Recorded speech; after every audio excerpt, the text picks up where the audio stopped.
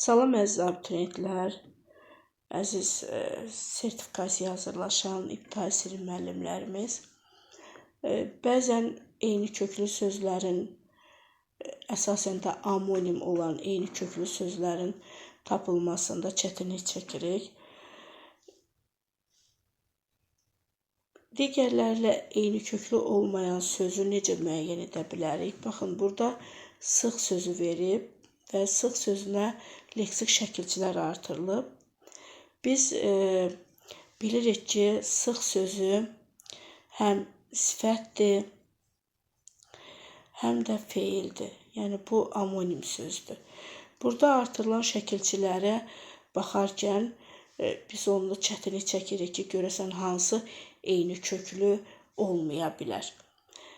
Bəzən şəkilçilər də yadımızdan çıxır. Düzdür, indi belə baxanda dır, ıl, ıntı şəkilçiləri çoxumuz bilirik ki, bunlar əlbəttə ki, feilə artırılan şəkilçilərdir. Amma yenə deyirəm, bəzən bu şəkilçilər yadımızdan çıxır. Ona görə biz ən asan variantdan istifadə edib bu sözün eyni köklü olub-olmadığını tapmaq üçün kəsmək feilindən istifadə edirik. Kəsmək feili amonim olmayan bir feildir və sıx sözünə artırılan, hansı ki burada dır, ıl, bu şəkilçilərdən hər hansı birini artırırıq.